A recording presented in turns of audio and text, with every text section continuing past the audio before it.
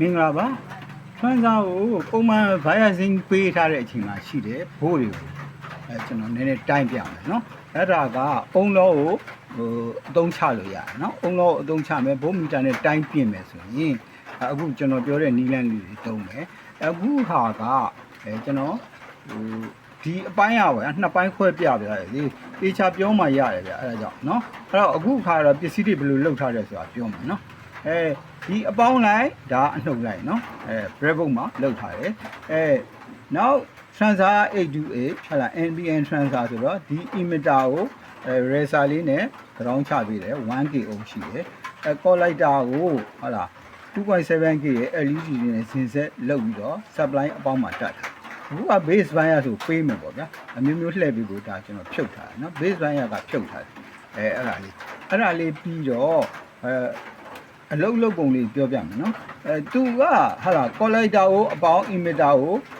အနှုတ်ပေးရတာထုံးစံပဲဒီ NBN transfer မှာနော်အခုဗို့မီတာကိုတစ်စကို ground ဆက်ထားတယ်နော်နောက်တစ်စကဒါ light တိုင်းပဲပေါ့နော်အခုကျွန်တော်ဗို့မီတာနဲ့စားမယ်ဆိုပထမဆုံး supply တိုင်းရတာပေါ့ဗျာ supply ကောင်းအရင်စစ်တယ် okay 12.4ဒီမှာသူ့ပေးတဲ့နေရာထပ်တိုင်းကြည့်တယ်အဲ့လောက်ရှိတယ်မှန်တယ်ဟုတ်လားဒီမှာဘယ်လောက်ရှိတယ်တိုင်းကြည့်နော်10.9နည်းနည်းကြမတော့ဗျနည်းနည်းကြသွားတဲ့အကြောင်းကဒီကောင်ကြောင့်လို့ပြောလို့မရဘူးเนาะသူကလျှက်စီးစီးနေလို့လျှက်စီးမစီးရင်ဒီမှာကျွန်တော်ပြမယ်เนาะလုံးဝဟိုဘိုးသိမ့်မကြဘူးပေါ့ဗျာ10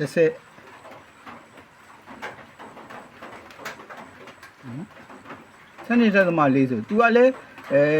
ကြားရဲဘာမှမရှိဘူးမီတာလည်းသိကောင်းရင်ဒီမှာစနစ်ဓာတ်သမ4လောက်ပြရတယ်ဗျเนาะအခုကတော့ LED ဆိုတော့ကြားထဲမှာ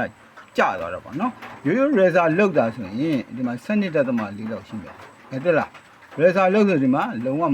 မပြောင်းအဲ့တော့သဘောကဟာလာဒီကောင်ကိုဟာလာတိုင်းတယ်ဒီမှာလျှက်စီးမစီးရင်ဒီမှာဘိုးအားအကျမရှိဘူးအဲ့ဒါပဲအဲ့ဒါကျွန်တော်အုံလုံးကိုပြောချင်နေတာအဲ့ဒါတွေပဲလူတွေကအဲ့ဒါကိုဟာဒီထိတ်မှထွက်ရင်ဘိုးလာပြီးတော့ကားရဲမလာဘူးပြောမှာပေါ့ဟုတ်တယ်မလားအဲ့ဒီလိုတွေးနေလို့အမှန်ဒါရှိနေလို့ဟုတ်လားအဲ့ဒါလေးကိုသဘောပေါက်အောင်ပြီးရင်ကျွန်တော်ဆက်တိုင်းပြမယ်နော်နောက်ဗီဒီယိုမှာ